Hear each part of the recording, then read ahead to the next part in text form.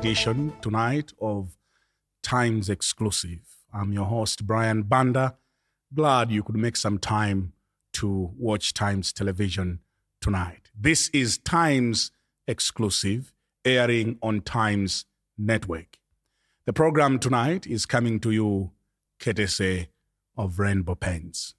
Tonight is Malawi's celebrated musician, Patience Namadingo. Patience Namadingo, thank you very much for joining us tonight in Times Exclusive. Good to be here. We are meeting at a time where you are traveling all over the world. You have just come back from United States of America. How different was this trip compared to the one you had 3 months ago? And why all of a sudden you are traveling this much? Well, thank you, Brian. I was in America 3 months before the trip that I just returned from. Yeah. And on that trip, I was playing music. As you know, I'm a musician. I was booked for a number of gigs. I performed in about 6, if not 7 states. And I experienced America in a different way on that trip. Remember, I was on stage always.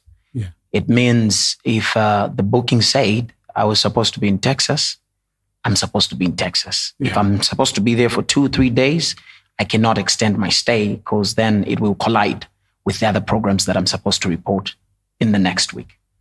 So after seeing America in that trip, I thought, why don't I make sure that I return here and probably learn?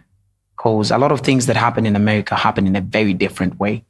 A lot of things are advanced, both in my sphere as a musician and beyond music.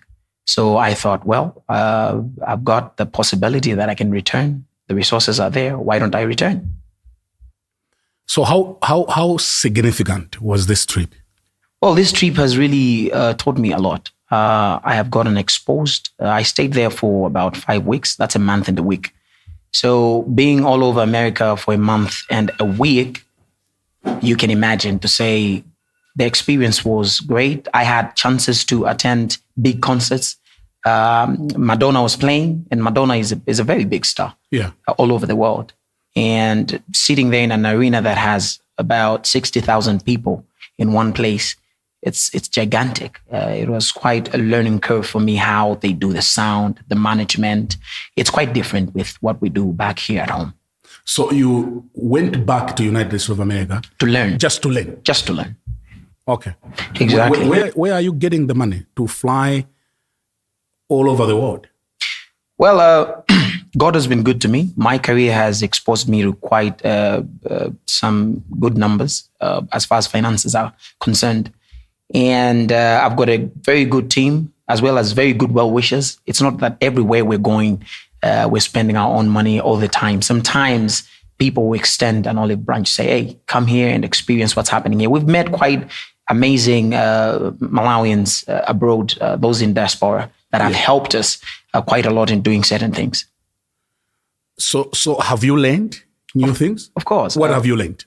Well, I've learned, as far as management is concerned, I have learned about management, music production, things like those. So it's quite a lot of things that I've learned. And just traveling, Brian, exposes you to a lot of things. I might have planned on this trip to say I'll learn about music production. I'll learn about music as a business. I'll learn about branding. But on this trip, I got exposed to different things. I mean, I've been to places where I never thought I would go to, So learning has quite been a broad thing for me. So which states did you visit? Well, I visited a lot of states. I landed in Seattle, Washington. That's the state of Washington. I was in Chicago, which is the state of Illinois. I was in Oregon. That's the state of Portland. Actually, Portland, that's the state of Oregon. And from there, I was in New York. From New York, I was in Los Angeles, California. So I was pretty much going up and down. I really had fun. I've seen America, a lot of places in America. So are we doing the right things in Malawi, or we have a long way to go? Well, most certainly. Based on what you have seen in America. Most certainly, we have quite a long way to go. We might pioneer great things. Like as for myself, what I've learned, I'll lay a foundation. It'll be groundbreaking. So we really have a long way to go, quite a long way to go. Talking about music, yes, Namadingo, are you playing secular music or gospel music? What kind of music are you playing? Well, I would like to identify myself as a conscious artist or a moral artist. I sing what I know will impact people in a positive way. Be it religion, I'm a Christian. Yeah. So if I want to write songs about God, obviously I'll write about God. I've written songs about God. And sometimes I'll write about love. Love is the biggest topic in the world. Yeah. And the Bible commissions us to spread love. Mm. So sometimes I talk about love. You want to answer my question? My question is, what kind of a musician are you? Because we thought that Patience Namadingo is a gospel artist. No, you did not think. I actually introduced myself in the industry as a gospel musician. Okay. As a full-time gospel musician. So have you moved from that? I have moved, not necessarily moved. I would have said probably I've trimmed down my content to 50% of gospel and 50% of other stuff that's going on in the world. Because I believe, we're not just passing through here. We were sent here for a reason, to impact each other positively. So as much as we Christians say we're going to heaven, but we must also bear in mind that we live here. So issues that happen here need to be addressed. You talk about issues of love. I have got a big song titled Mori. I wrote this song because there was a lot of young men who were committing suicide because of issues to do with love. We had stories where people were killing themselves over issues of heartbreak. And that inspired me to write a song that has a positive message towards the last verse, the choruses, which says, everything comes to an end. That's not gospel, but they needed that song. So how should I introduce you? Are you a gospel artist? You used to be a gospel artist? You're doing 50% of gospel music? Is that what I'm hearing from you? Well, let's not dwell on that. I want to dwell on that. You want to dwell on that? Yeah, I want to dwell on that. Well, if you want to introduce me, say a musician. I'm a musician. I write music. So you're running away from gospel music? I'm not running away. One of my best songs that I've written in the past 2 years is titled Wazgolenge. It's a beautiful gospel piece. I wrote it at the same time when I was thinking of writing More. So they came like back to back. When I released Wazgolenge, later on I released More. These are quite positive songs. So what has necessitated you moving from gospel to, what are you calling yourself now? A conscious artist. Conscious artist. Yes. What has necessitated this move? Well, as I told you, Brian, I want to positively impact lives down here. When it comes to religion, we are not the only ones on earth, Christians. We've got Muslims, we've got Hindus. All these people listen to my music. And when it comes to issues that cut across that are not just religious issues, you talk about, I just gave you an example of a song that was directed to people who were passing through heartbreaks. Yeah. And some of them were going to the extent of committing suicide. That's not religion. That's life. And I want to also write such kind of things and impact such kind of lives as well. So what about those who loved you, who embraced you because you were singing gospel music? How should they look at you now? Well, it's not about how they should look at me. I believe I've set the ball rolling. It's out there. It doesn't matter how someone wants to look at it. If you look at me when I write gospel music, they're quite beautiful pieces. Yeah. And when I write music that has nothing to do with religion, I also love that music. Quite beautiful music. One of the biggest songs I've written is Maplani. This is a song that people celebrate during weddings. I mean, even if it's a pastor getting married, they use that music. Yeah. It's quite beautiful. Are you a born-again Christian? I don't think of myself that way anymore. You don't think of myself that way anymore? That's a loaded answer. Yeah. Do you want to define that? I don't really want to define that, but I believe in God and God being one as the Almighty. That's my belief. It looks like you have shifted away from so many things. Exactly. What's going on with you, Namadingo? Well, I guess I'm growing. I mean, when everybody grows, there are different changes that take place in your life. Yeah. And it's evident enough that I am growing. I'm no longer the same Patience that people knew in 2010. You are now handling lots of money. And can I be allowed to say probably money has changed your perspective of life? No, money does. Including not calling yourself a gospel musician. Well, when I look at money, I don't think money changes people. It amplifies. Looks like it has changed you, Mr. Namadingo. No, probably it has amplified me. Money has amplified. Let's use the word amplified as opposed to change. Okay. I haven't changed. I'm the same person. You're no longer, you don't want to be called a gospel musician. Not that I don't want to be called. You love people call you a conscious artist. Well, if you want to call me a gospel musician, if you see me as such, then sure. If I see you as such? Yeah. What do you mean? If you listen to my song, if I just really, actually my most recent song came out 3 days ago. Yeah. It's a gospel song. So if you want to identify me as a gospel musician, that's not a crime. And that's not an offense either to me. But you can say on a national television that money has amplified your life. It has. It sure has. Meaning what? You know what the word amplified means. Yes. Exactly. But the word is coming from you. So I would want to understand what amplifying means in this regard. Well, there's so many things that I was not going to be able to do if I did not have the money. To start with, like we're just talking about going to America to learn, that takes a lot of money. Yeah. It has been an amplification because probably I had money enough to move from Blantyre to Lusaka. But now, if I've got more money, it's going to be amplified. I will go to New York. And people are worried that you're showing too much. Okay. Is that deliberate? Showing too much of? Flying in business class or first class, as people call it. Mm-hmm. Traveling all. Others are finding that to be too much. How are you looking at it? Well, I don't know why one would be offended if they saw somebody flying first class. I mean, what's the offense if you're flying first class? They have built that space for people to fly there. And I'm flying there. I actually love being there. It should, first class? It should, oh yes. Yeah. It should actually motivate and inspire others. It should not intimidate anyone. But there are others who believe that you are sharing too much information on social media.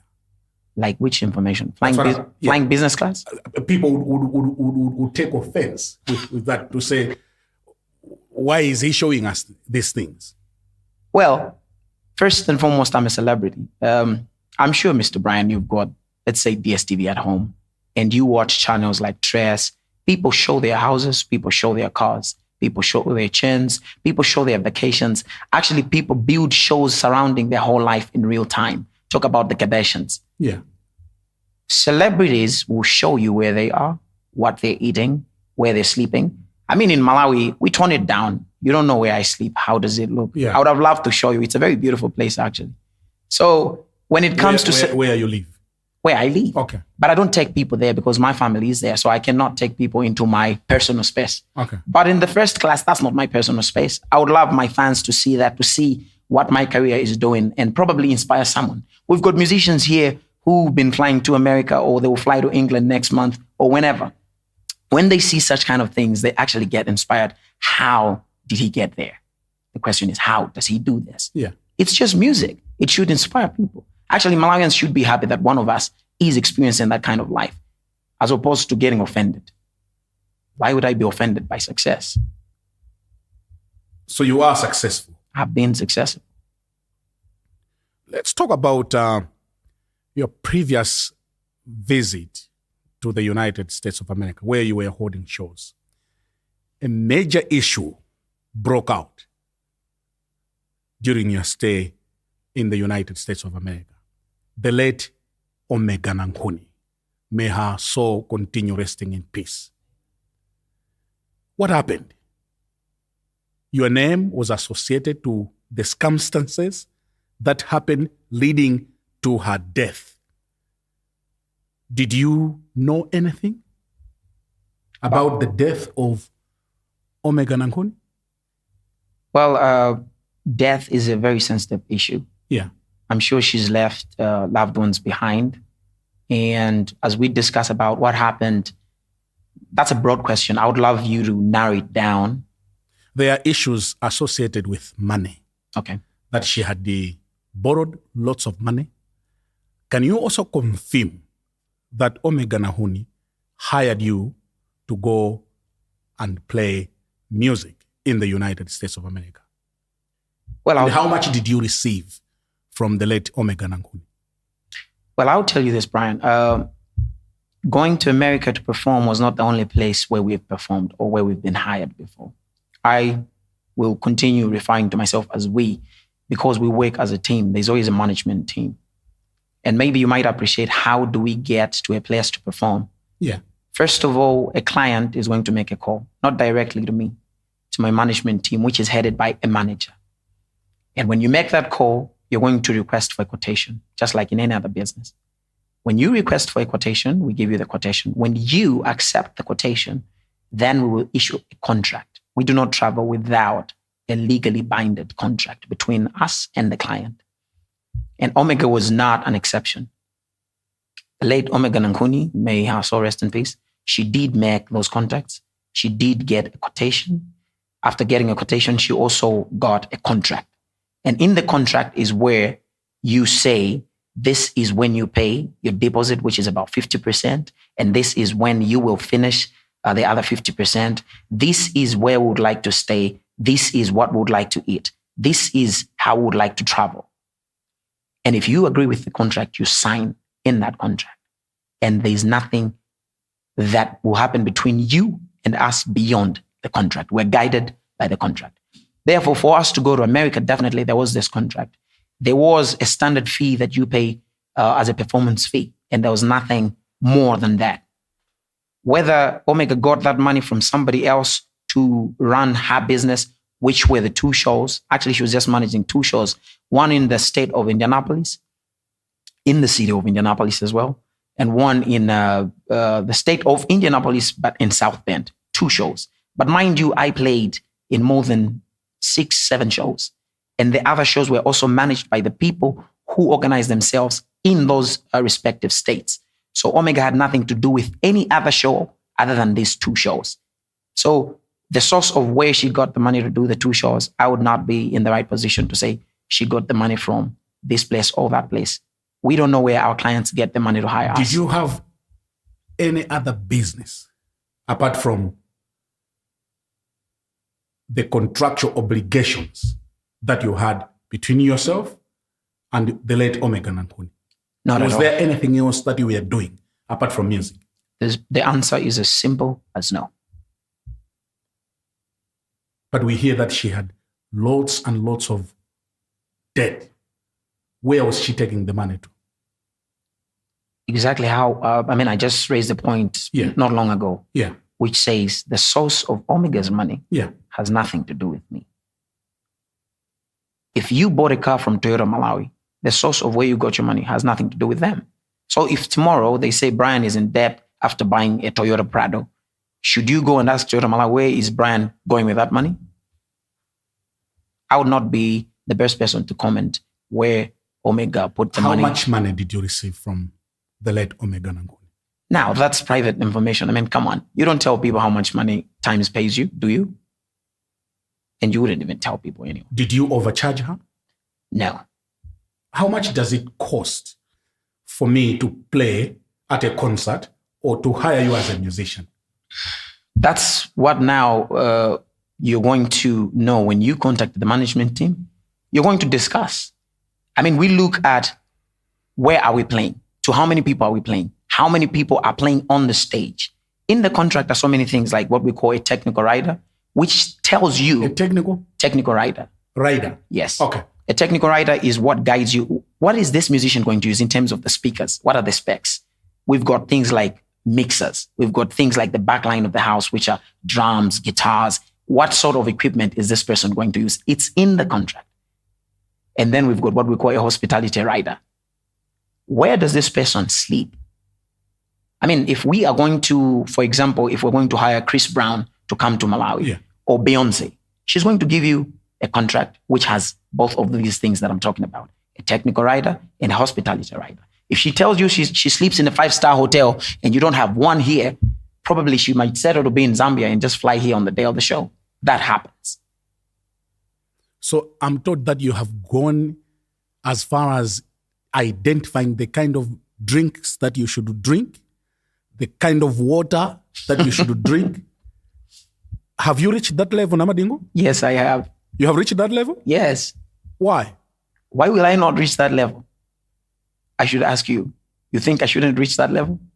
I mean, let's talk about the cream of Malawian music. Yeah. If you talk about the top 10 musicians in Malawi, I am in that group. Probably even if you talked about the top 5, I'll be found in there. So you tell me, are you happy that Malawi's top 10 musicians would get to be treated this way in America, in Zambia, in Mozambique? Or you would ask them to say, have you reached that level? When do you think we're going to reach that level? You tell me. No, that's what I was actually surprised to say when you went to America, you did not want to stay in someone's house. You preferred to stay in a hotel. I did not prefer. It's in my contract that I stay in a hotel. That's not preference. So the contract defines where you should stay. Exactly. Now, when the late Omega Nanguni, there are also concerns that you did not give any condolences.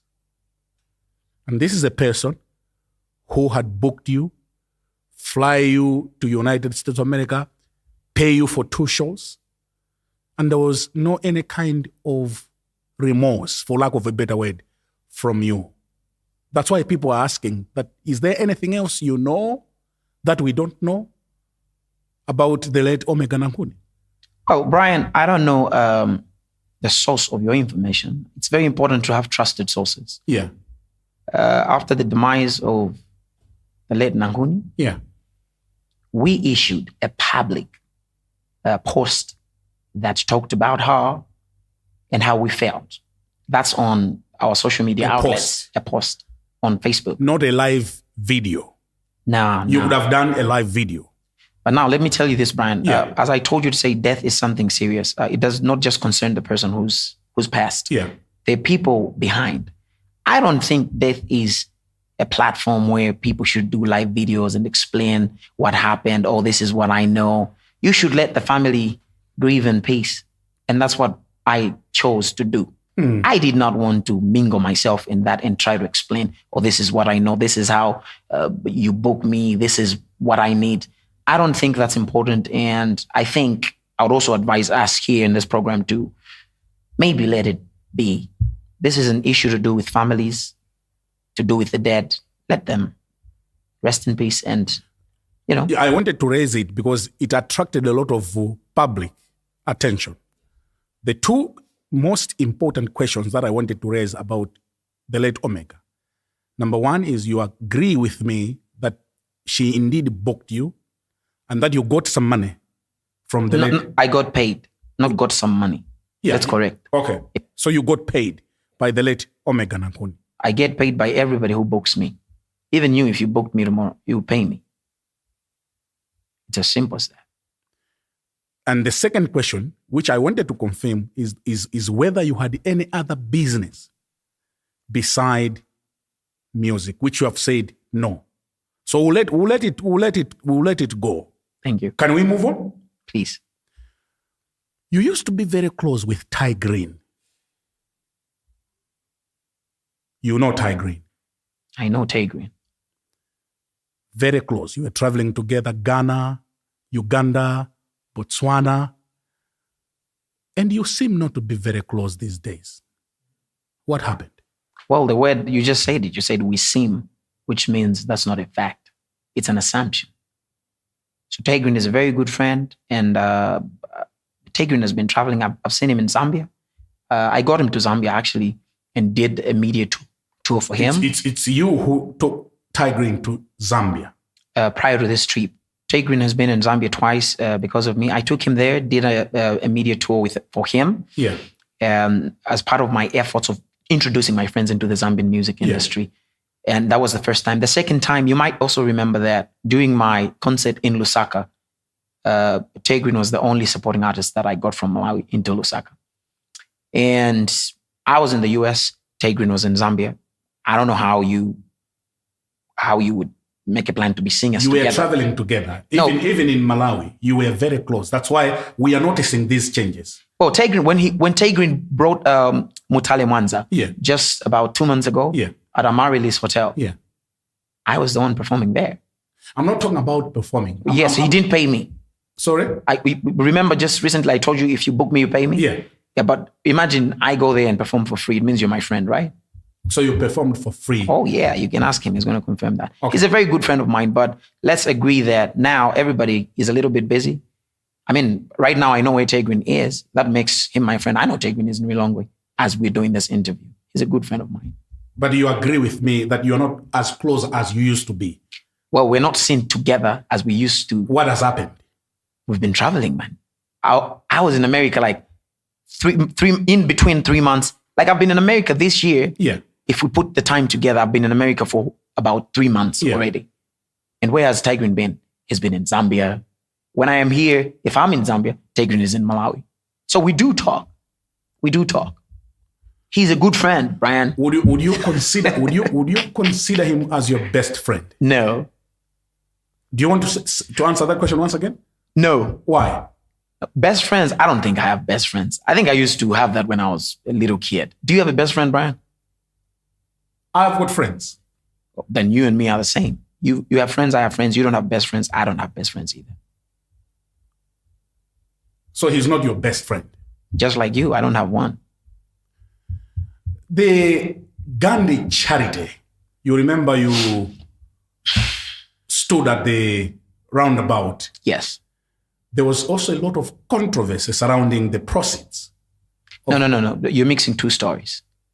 That the Gandhi charity, that was us raising money towards a cancer patient. Yes. Who went to Zambia. Yes, I remember. Yes, but now the story you're talking about is the Queen's charity. Yes. Which are two different stories. I agree. Sure. So the Gandhi charity was to help someone who was fighting cancer. His name was Mr. William Kachigamba. But I'm particularly interested in the funds that you raised for Queens. For Queens. There was also a lot of controversy with that. Mm-hmm. What happened with that money? And how much did you raise? Well, when we did that project, we raised 15 million Malawi kwacha. Yeah. It was a personal project. I wanted to buy assorted items and donate them to the Queen's Children's Cancer Ward, which happens to be the only children's cancer ward in the entire nation. Yeah. And I engaged the hospital before I started raising the funds. And I told them, and my budget was just 1.2 million, not 15 million. And when I raised this money, when I consulted the hospital about my process to raise this money, I was going to work for it. It was not just send me the money. So what I did was, between the two cities, Lilongwe and Blantyre, I would come to your house, play for you and your family, and you were only supposed to pay me 4,000 kwacha per person, per song. So if I'm playing for you and your wife, it means you're paying me 8,000 per song. If you want me to do another song, it's another 8,000. And my target was just to raise 40,000 a day. Okay. If you multiply that number, 40,000 times 40 days, you come to 1.2 million. So I started this initiative. It was just me and my manager then, Peter Mazunda. We did it for 3 days and we had more than 4 million. And companies started joining in, and most of them were doing pledges and symbolic presentations, of course, of dummy checks. And when news reached the hospital that the money was just accumulating, because remember, I went to them and told them what I wanted to do. And it was just 1.2 million. Yeah. So it was not a serious issue for them. So they let me go and do whatever and buy whatever I want and bring to the hospital. But when the money came to 15 million, and I announced, because I was giving a public report, the hospital demanded that I should give them the money and not do what I wanted to do initially. Yeah. So we had a misunderstanding. Actually, on the final day of the handover ceremony, they almost refused us to do the handover ceremony at the hospital, on the hospital grounds, on the basis that they wanted the money. So we had a meeting on the final hour, and we agreed that I was not going to give them the money, but they had explained why they wanted the money, because the question was, why do you want the money? Yeah. And their answer was that they wanted to build an IC unit, intensive care unit of the same children's cancer ward. So I thought to myself, well, if I spend this 15 million buying sugar, buying rice and ufa, I mean, these things eventually zita. Yeah. So what I thought of doing was, let me just get the 1.2 million that I initially planned for and buy those things. And then the remaining sum, I should work with them to build what they wanted to build. Yeah. But I had told them it was on one condition. And the condition was I should be part of the project. I didn't want to just hand over this hard-earned money. I had worked for this money. Yeah. I was the one singing and traveling in between Long and Blantyre. So I did not want to just hand over this money to someone who just says, I've got a better idea. And then they agreed at that time. After the handover ceremony, we went and purchased goods worth 1.2 million and made the donation that I wanted to make initially. Yeah. Then I returned now for another meeting to say, okay, so what do we need? If you need cement, you tell me. We need cement. Let's say we're buying from Lafarge. And Lafarge says, okay, this is worth 5 million. I will issue that 5 million to Lafarge and Lafarge brings the cement. But I would also want to be part of the project in the sense that I should be supervising how my money is going. Yeah. If my money is done, I don't want to supervise anything after that. I can go home. And there we also had a misunderstanding because they literally wanted the money. They didn't want you to do Nah, they did not want me to handle this. So I said, I cannot do this. And bear in mind, we had big players on this donation, companies like TNM, organizations like the Malawi Law Society. These are credible organizations. So I did not collect that money from them. I had told them to say there are projects that the hospital wants to do with this money.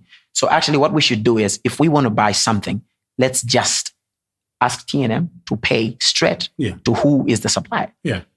Now, after a series of meetings, just to cut the story short, we were not getting to a point where we agree that this is the way they wanted the money. They just wanted the money. And I'm told they reported you to fiscal police. Yes, they did. Why? Well, when they came out, it was actually Times that published the article. Yes. I was in the front of your paper that asked, where's the 15 million for the cancer building project? And fast forward, I responded through social media. When I responded through social media, there were mixed reactions because people thought, well, maybe the hospital wanted to eat the money. And there were quite some, people were saying a lot of things about the hospital. And the hospital found it not to be fair that they were dented. Yeah. The same way I was dented by the report that was in the news. So the next move for the hospital was to report me to fiscal police. And I got a call. I was at the airport. I got a call from the police and they called me there because they had been, they were conducting an investigation. Yeah. By the time they called me, they were already deep in the investigation. So they did the investigation without telling me we're investigating you. Okay. Yeah, so they investigated me for a good probably 5 months. Okay. They had visited everybody.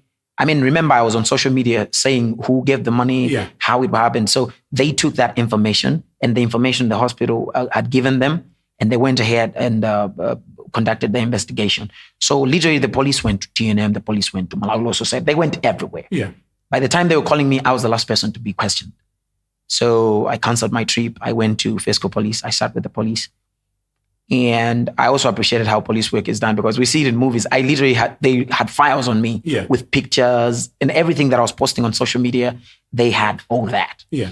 So they asked me quite a few questions. I stayed there for quite some time, probably 3 hours. Okay. Yeah, we can say this was an interrogation. So we talked there and they compared with the notes that they had in their files.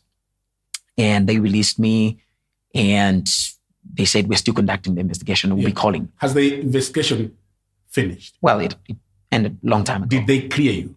They cleared me. And when the police clear you, they give you a documentation. Yeah. And I think they also have their PR office or officer who you can be, you're free to contact them and ask. But they cleared me. So where's the 15 million as we speak right now? Well, as it sits right now, those who made pledges are still sitting with their pledges. Okay. And we also had a lot of things that were in the form of not necessarily money. Yeah. If, like for example, there was a pharmaceutical company that just said, okay, you know what, we're dealing with a hospital here. They need Pampers. We're going to give Pampers worth 2 million. Okay. And they had so handled over those things. So you didn't have 15 million cash?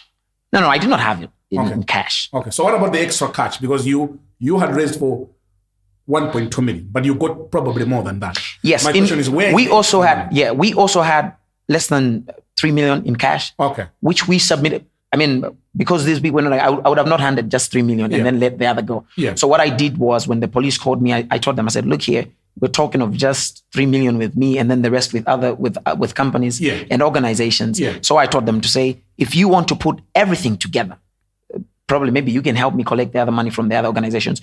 But you're talking of the money, whatever I was keeping, here's what I was keeping. And then here is what's remaining with these people. So you're giving them the yes, 3 million? Yes. You give them to the police? To the police, yeah. Okay, so they have the 3 million? Yes. Okay, we'll take a short break, Namadingo. When we come back, we'll talk about you drinking beer. No, I don't drink beer. I drink. No. I drink alcohol. We'll talk about that when we return. We'll also talk about the PhD. Okay. That you received from UNESA. Okay. Can we do that? Yes. Let's take a short break. Let's do that. We'll be back with you in a moment. In case you're just joining us, this is Times Exclusive, airing on Times Network. I'm joined by Dr. Patience Namadingo, Malawi's celebrated musician. The program is coming to you tonight, courtesy of Randy Pence. This is Times Exclusive, airing on Times Television. And I'm Brian Banda. Tonight I'm joined by Dr. Patience Namadingo, Malawi's successful. Can I say that? Correct. You are Malawi's successful? That's true. It looks like all of a sudden you have yielded a lot of success. Where is this success coming from? A lot of success. Lot of success, yes. Well, Brian, I agree with you that I have been successful. A lot of success, that's another thing, but I have indeed been successful. You might wish to know, I come from the lowest possible socioeconomic background one can possibly think of.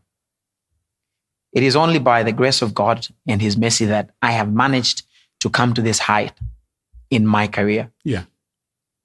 Where I come from, the poverty was unspeakable. And when you look at that, it serves as a constant reminder that I should never return there. Yeah. I don't want to go back there where I came from. In fact, if a lot of people knew where I came from, they would not even wish or want me to fail in whatever I do. So that serves as a constant reminder for me that I need to work hard, of which I have indeed worked hard, so hard for me to get to this level. It has not been child's play. It's been work hard, work hard, work hard, and I've managed to get here. But remember, it has been so because God has accepted it to be so. Many, many years ago, a picture circulated on social media that you are engaged to Miss Rice. Correct. And people are still commenting on that picture. It's on our online page. Correct. Where are we on your engagement? When you say where are we, where are you guys, or where is me in my engagement? You can answer however because you said where are we, as though you're engaged to us. Well, Brian, if you remember, my engagement, the circumstances surrounding my engagement, we would have loved it to be a private thing, and then boom, it was everywhere. Yeah, that was a learning curve for me. That if you want to run a successful family, or whatever it is out there that people are running in terms of business, whatever, don't involve people. Don't let people be in there. Okay. You might remember that my Miss Rice was quite bullied online after the engagement. Okay. People said a lot of nasty things to her. Okay. And she's not a celebrity. I am. After that, I learned that privacy is power. Okay. Keep people out of the business if it's personal. Okay. So therefore, when you ask me the question, where are we with our engagement? Anything that concerns my family is private. Did you go ahead and marry Miss Rice? So I am saying. Yes or no? Wait, Brian, this is not an interrogation. Okay. It's an interview. Okay. So when you ask me, you want me to respond. Yeah. So let me respond. Yeah. The most important family you're building is not the family you're coming from, is the one you're in now. I know you're married, but we know nothing about your family. Yeah. You've decided to keep it to yourself. Yeah. Therefore, I'll humbly ask you, let's keep my private life, which is my family, out of this interview. That is very important. I respect that. Please. Can you confirm that there was now a child after that engagement? Oh, yes. Yeah. Yes, we have a very beautiful daughter. What's her name? Well, you seem to insist and you're persistent about getting all private information, but her name is Patience the second. A girl? Yes. Okay. I will respect your right to privacy. It's important. And so. I'll choose to move on. Please. Let's talk about how well do you know Malawi? You have traveled. You went as far as France, Canada, America. Where is our problem as a people? What is wrong with this country compared to what you have seen outside there? Well, thank you. I think the key word for me is compare. I know Malawi from inside because I was born here, raised here. But I'll tell you that Malawi, I was just reading a report by the World Bank that was published in April 2023 that ranked as number 4 in the poorest list of poorest countries in the world. Yeah. We were number 4. Yeah. And they continue to explain that 61.7% of our population is multidimensionally poor. Multidimensional poverty, you're talking about money poverty, education is bad. You're talking about basic infrastructure is not there. So when you look at this, now I'll come and attach it to the word compare. Yeah. Let me talk about a small Asian country, Singapore. Yeah. Singapore is big in terms of land. They're sitting on about 734 square kilometers of land in Singapore. Yeah. And their population is 5 million. We are sitting on 118,484 square kilometers of land, and our population is 19 million. Yeah. And 118,000, 24,000 square kilometers is already taken up by water. Yeah. Now, Singapore and Malawi, you might say Malawi is landlocked because that's the story we like singing. We're landlocked. Probably that's why we're not developing. Yeah. Singapore is almost an island. It's in an area where organized crime is very high. Now, when you look at Singapore, they got their independence in 1965. We got our independence in 1964. Yeah. They were as poor as Ghana at that time. Yeah. But right now, Singapore is rated 5th least corrupt country in the world. Yeah. And you might also wish to know, Singapore is devoid of natural resources. Malawi is not. Yeah. Malawi has natural resources. We're talking about minerals. We've got sulfur. We've got uranium. Yeah. We've got quite a number. Gold now. Exactly. We just discovered gold. Yeah. Gold. Yeah. Now, Singapore doesn't have all that, but they're a very rich nation. What did they do that we did not do? Because we should have been better than them. Yeah. Now, when you read the Singapore history, you will see that their first leader, who is they consider as the real founding father of Singapore, Lee Kuan Yew, that's his name. Mm-hmm. This guy realized that the only resource they had was the people. Okay. So they strived to train the people in excellency of education. Mm. And that's what has made them rich. Now, come back here at home. You might also wish to know the stats here at home. 50% of our people do not finish primary school. Mm. 65% of our people drop out during junior secondary school. Mm. And 87, not below 80, 87% of our people do not finish senior secondary education. We don't have a trained nation. Yeah. We have the resources, people are not trained. I honestly feel like if people in Malawi were trained, now that's the first thing. That's the biggest problem. People are not trained. Yeah. Now we're always going to be singing songs about bad leadership. But have you ever considered that you might also maybe experience a good leader leading the wrong people? It can happen. That's deep, yeah. Exactly. It can happen.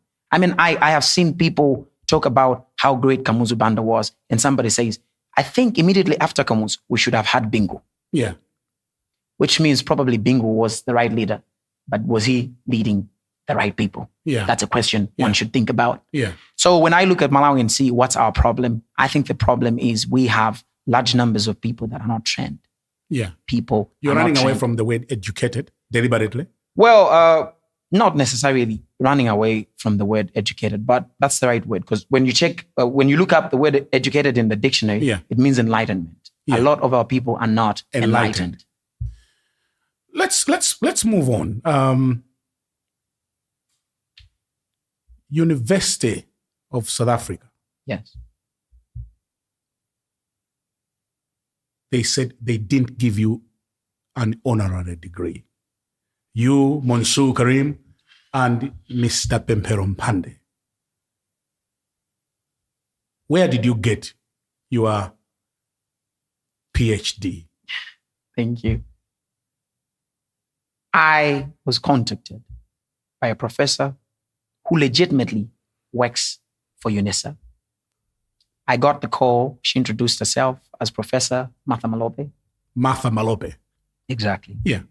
This woman told me that I was nominated for an honorary doctorate degree at University of South Africa. At the time I got this call, I had done a lot of charity works in Malawi. I was worthy of being honored, not just in South Africa, even here in Malawi. I have done a lot of charity works here. I don't want to start listing them. We were just talking about the children's cancer ward. Yeah. We're just talking about Mr. William Kashigamba. In Ngabu, I helped roof an orphanage hall there. In Salima, we initiated a project where we were building a house for a woman who had stunted kids, if you remember. She was all over the news. Yeah. I and Mansour Karim traveled there and picked her and put her in a rehabilitation center. We thank God she got well. After that, Mansour Karim and I were all over in Malawi. We collected ambulances in this country that were dead. In Nsanje, in Chikwawa, in Mwanza. We fixed those cars with a lot of money, with a lot of efforts. And now imagine at this time, somebody calls you and tells you, we want to honor you. How would you doubt that? The president is the one that got us down from the Mahatma Gandhi Road when we were raising funds for Mr. Kashigamba. This was happening at that time. There was no way I was going to doubt someone wants to honor me.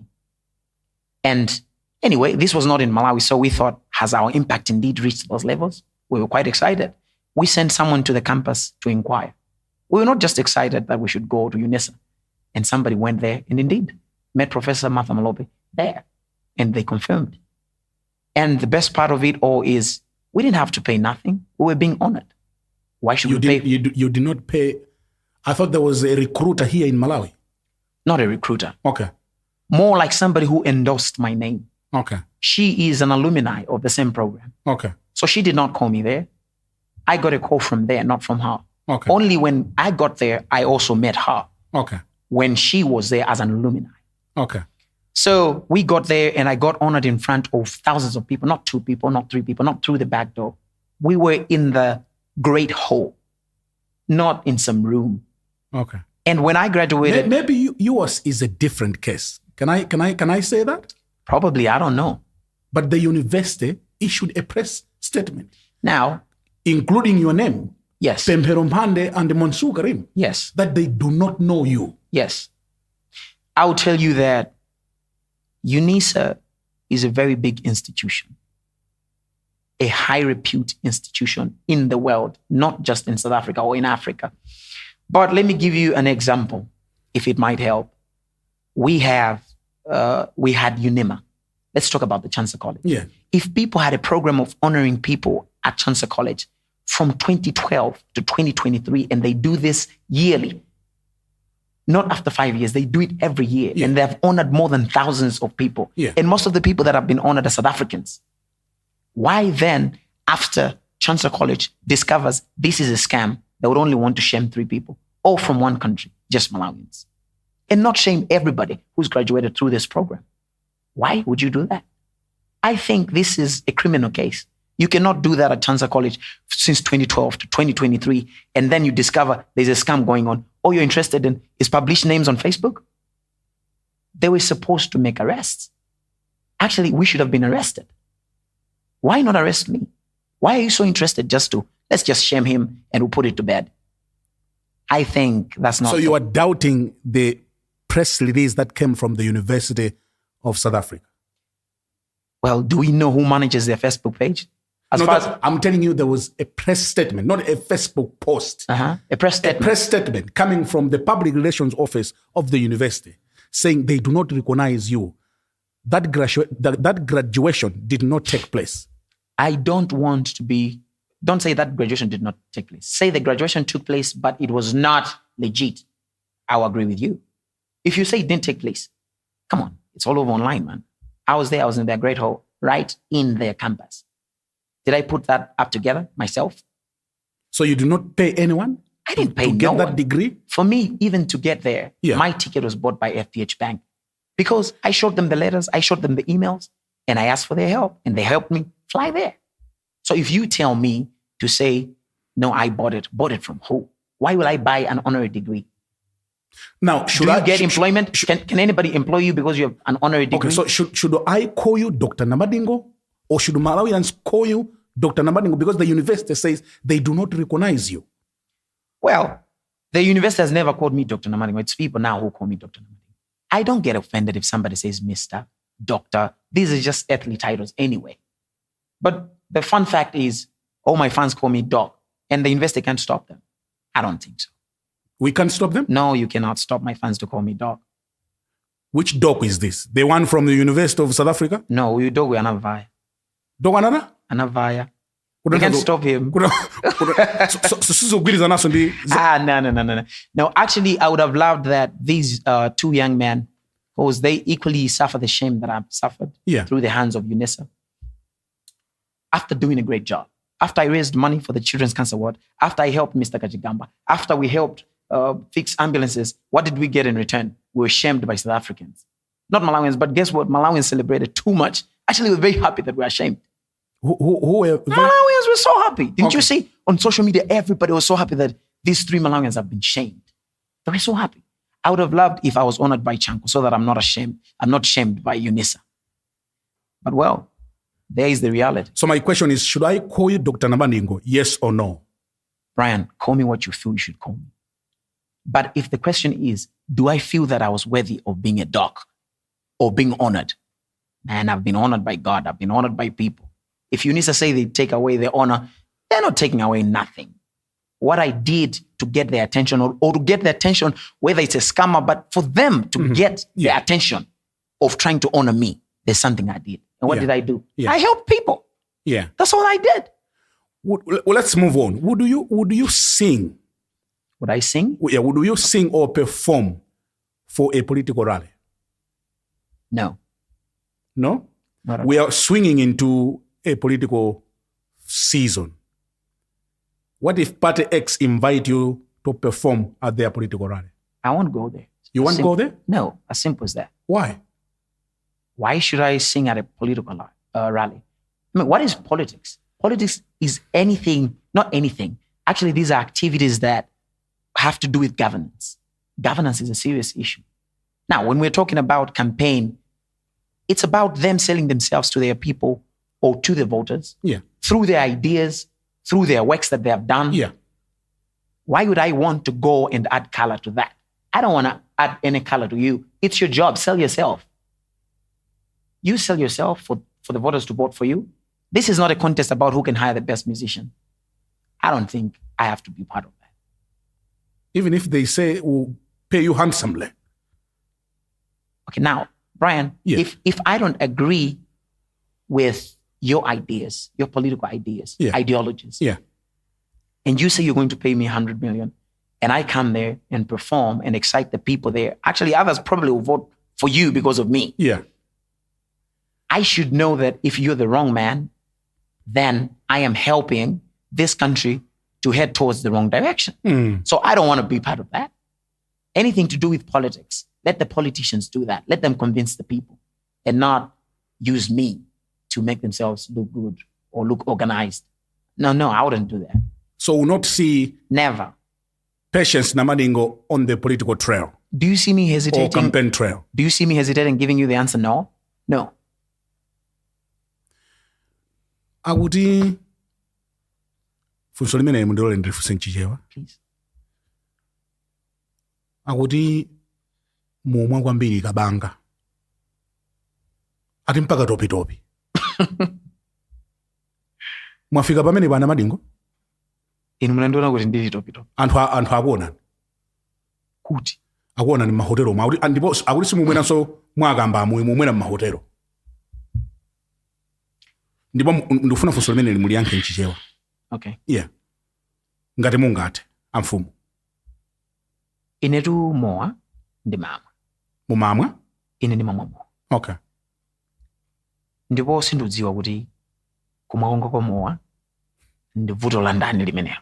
Okay. Kuti akupeza mavuto ndani. Yeah. Chifukwa choti ine ndi mamwa mowa. Komanso ine dzina langa lonse ndi Patience Benedicto Namadingo. Yeah.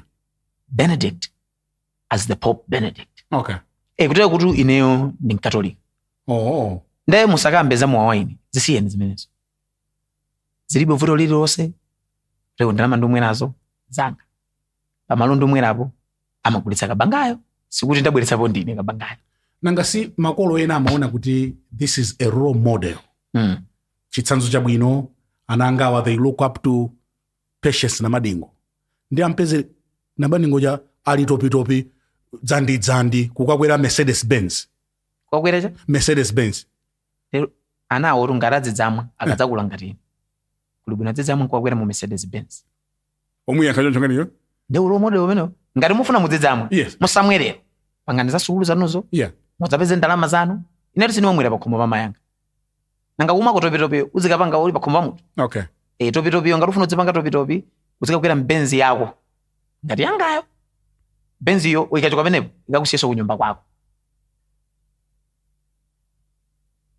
Ndi role model amene afuna kuti adzamwe mowa kutsogoloku zaka zake zikazafika zomwera mowa. Yeah. Chifukwa pa mowa pachalo malemba kuti ungu anthu akuluakulu.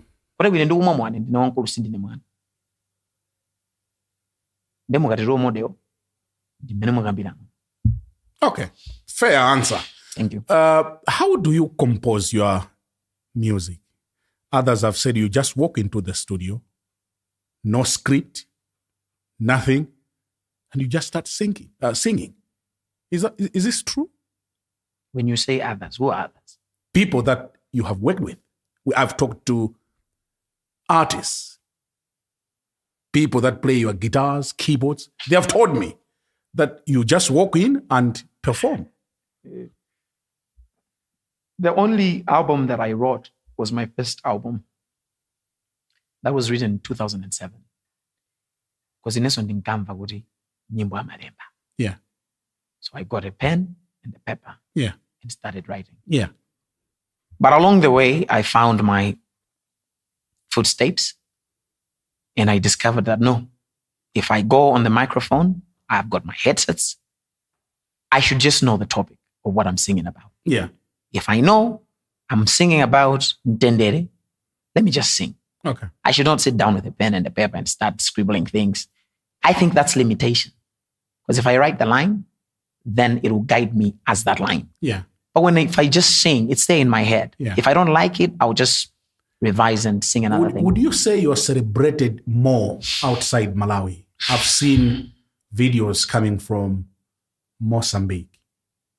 50,000 fans there in one ground. I've seen pictures in America and in other parts of the world.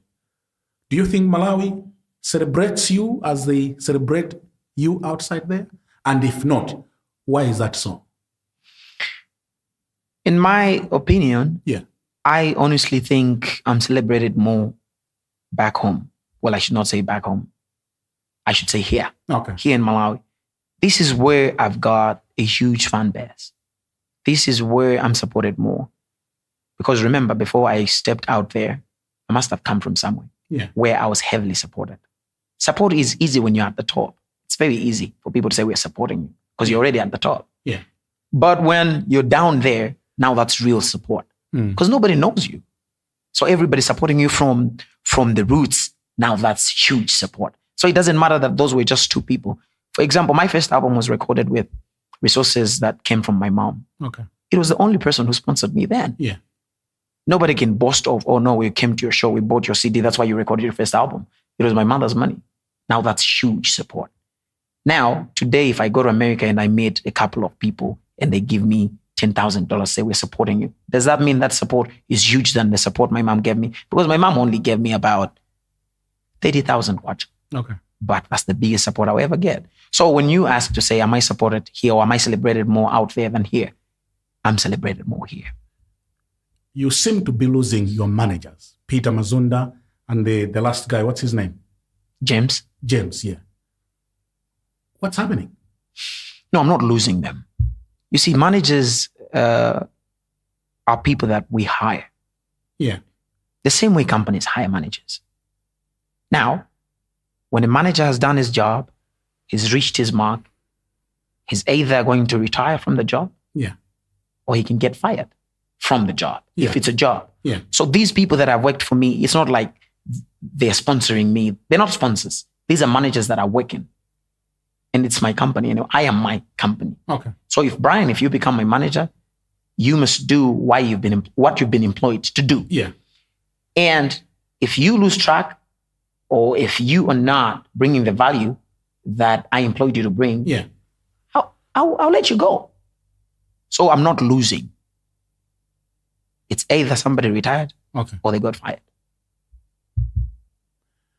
They are young, upcoming musicians. Yes. Great composers. Driemo and others. Do you feel threatened? Threatened? Yes. I don't think anybody. They are pulling big numbers. Then how does that become a threat to me? Remember, yeah, when somebody also lights their candle, it doesn't mean yours is going to go out. Yeah. So why should I be threatened because Driemo is pulling big numbers? That's a good thing for Driemo. And it's good for the entirety of the industry anyway. Let me tell you about Nigeria. Yeah. The first artist I knew from Nigeria was P Square. When we knew about P Square and we heard their sound, there was an army that came from Nigeria. Now we have Davido, we have Rema, we have Mr. Flavor. We have a lot of artists coming from Nigeria and they are pulling big numbers. But guess what has happened? They have conquered the whole of Africa and now they're in America, they're in Europe. And that's what will happen to Malawi too. Yeah. First, they knew about me in Zambia. Now they know there's Ellen Juchi. They know there's Driemo. That's how you conquer. You must go as an army. You cannot go as one man. So it's an army. It's an army. Yeah. We can't go out there as one man. Okay. Look here, I was in America. I'll be returning in June, actually. Okay. There's a festival there. It's called Madaraka Festival. Yeah. It's managed by Kenyans and Ugandans. Yeah. Huge audiences. Their previous headliner was Sauti Sol. Guess who's the next headliner? Mm-hmm. Me. You're the next headliner? I'm the next headliner. Now, guess what will happen? Because when I was there, I was pulling big moves like this. I'm not just there. I'm learning. How does this happen? How can I get into this crowd? Yeah. But guess what? My plan is to bring an army. So as I go there, I'm extending an olive branch to these people. You're telling me they're pulling big numbers here. Okay. If nobody knows them there, they will know them through me. Okay. If anybody knows some Malawian musician and that somebody is from somewhere and they don't know me, let them know me through that Malawian musician. That's what happens. So I'm going to tell you the truth. When I sit at a bar, I'm in New York sitting at a bar.